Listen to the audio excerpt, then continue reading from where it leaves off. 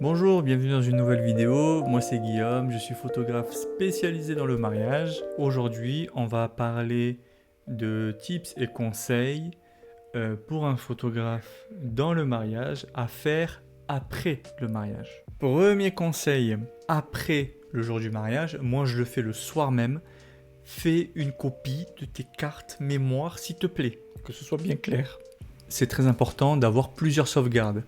Comme je l'avais dit dans la précédente vidéo sur pendant le jour J, je fais déjà une sauvegarde, ce qui me permet d'être avec 3 sauvegardes. Mais quand le soir je rentre me coucher, que je sois à l'hôtel, chambre d'hôte, camping, à Belle Étoile, tout ce que tu veux, je prends mon ordinateur, je branche le disque dur externe qui est toujours avec moi, qui est par là, et je fais une copie en plus.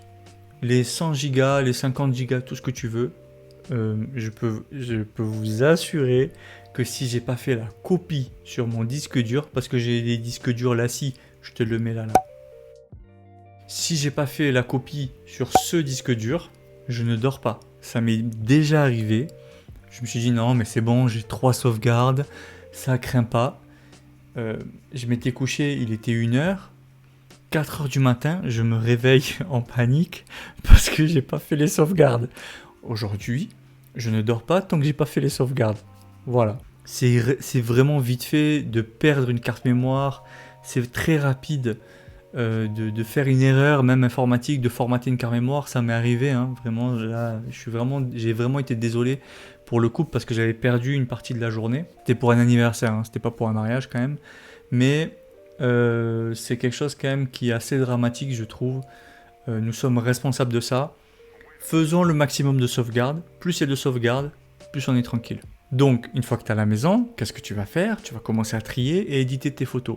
Un conseil que je voudrais te donner, c'est de recalibrer ton écran avant chaque editing. Moi, je le fais aujourd'hui parce que je me suis rendu compte que l'ordinateur, tout seul, des fois, là je le vois même, j'ai 2 écrans, et il y en a un, lui là, il est beaucoup plus froid que celui-là. Lui, les températures sont vraiment chaudes, et c'est l'écran externe que j'ai là, et c'est froid, ça se voit à l'œil nu. Donc il va falloir que je le recalibre avant le prochain mariage qui est demain en fait. Je te donne un petit tips de mon process qui est extrêmement efficace, qui te permet de gagner en publicité énormément. Il va te permettre également de faire énormément plaisir au couple. C'est de faire une sélection highlight. C'est pas forcément les meilleures photos de la journée. Il y en aura d'autres qui le deviendront peut-être avec ton editing. Mais c'est de faire une sélection entre 5 et 10, les 5 et 10 meilleures photos de la journée, celles qui pour toi sont le plus marquantes. Quand je fais une journée de mariage, le soir même, souvent, je me rappelle d'une photo que j'ai faite, d'un instant fort que j'ai capturé, et je sais que la photo, elle est, comme je l'avais dit un peu dans mon workflow, elle est 5 étoiles ou elle est 4 étoiles. Je sais que cette photo, elle est importante. Eh bien, je vais chercher 5 photos comme ça. Je vais les éditer très rapidement. Je vais faire en sorte, dès le lendemain, des fois, je vais faire en sorte qu'elles soient impeccables. Et je vais programmer les 5 publications sur la semaine, sur 15 jours même, sur ma page Facebook ou sur mon Instagram, en story par exemple. Je vais programmer ces publications et je peux notamment faire des petits challenges.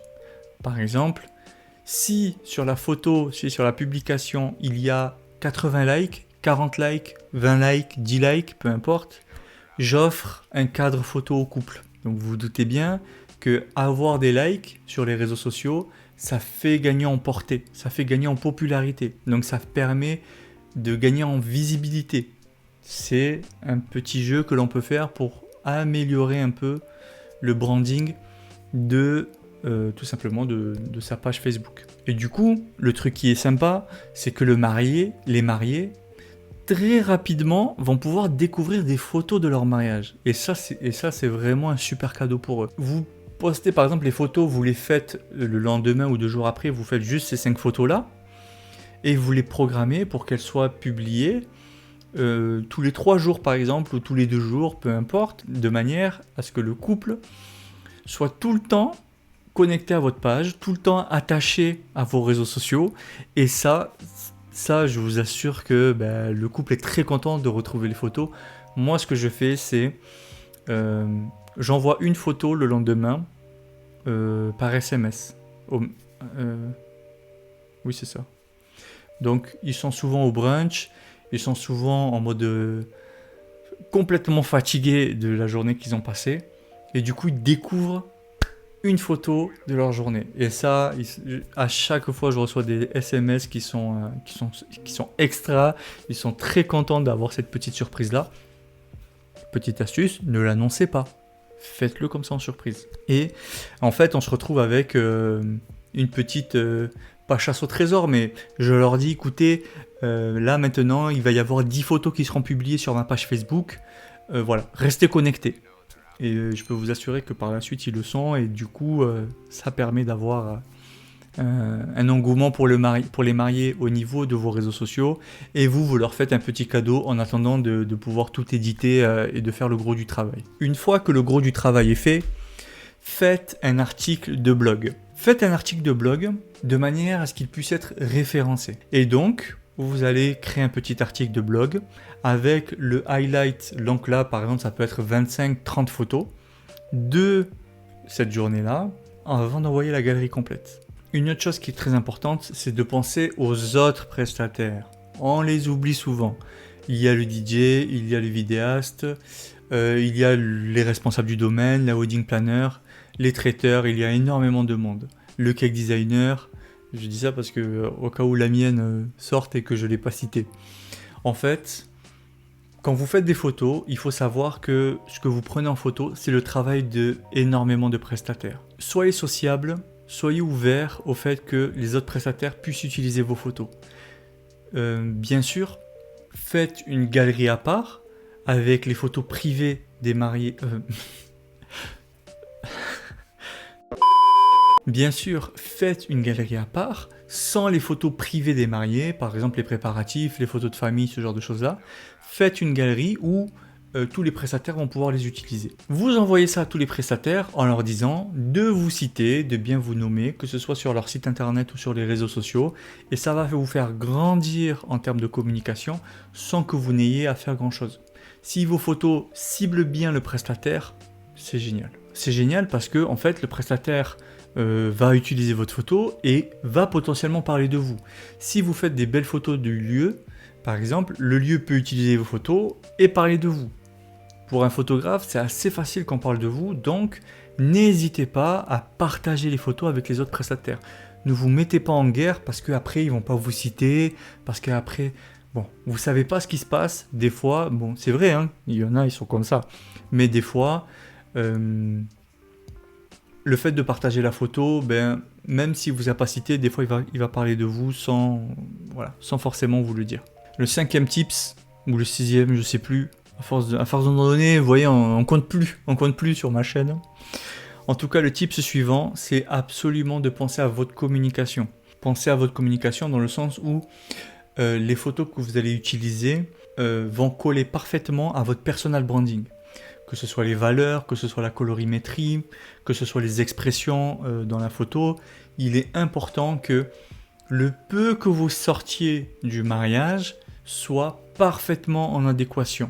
Nous sommes experts par exemple dans le mariage, mais dans le mariage, il y a différents styles. Moi par exemple, j'ai un style lumineux et je cherche toujours à avoir des photos naturelles.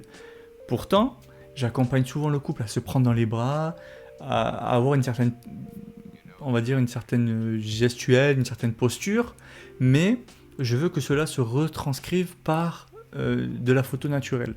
Donc, il est important que les photos que je vais tirer du mariage soient en parfaite adéquation avec ça.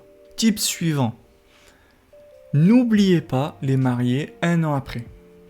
Moi, ce que je fais, c'est que la galerie, ils l'ont en fonction de la prestation, c'est 6, 9 ou 12 mois. Pour les mariés qui l'ont 12 mois, en fait, je leur fais un petit cadeau, je la prolonge 2 mois de plus. Et en la prolongeant 2 mois de plus, je leur envoie un mail, je leur dis « Écoutez, c'est votre anniversaire de mariage et tous les articles dans la boutique en ligne, parce que les galeries que j'offre ont une boutique en ligne qui est attachée, eh bien, tous les articles dans la boutique en ligne, c'est moins 12%. Par exemple, comme vous venez de faire vos premiers 12 mois ensemble, j'offre moins 12%. Petit tips qui vous permet de gagner un peu plus d'argent parce que derrière, souvent c'est un déclencheur à l'achat et le couple il se dit bon un an plus tard on a pu économiser, on va faire l'album, on va faire des cadres, des photos, etc. Le dernier conseil qui est vraiment pour moi très important, c'est de ne pas perdre le contact avec vos couples.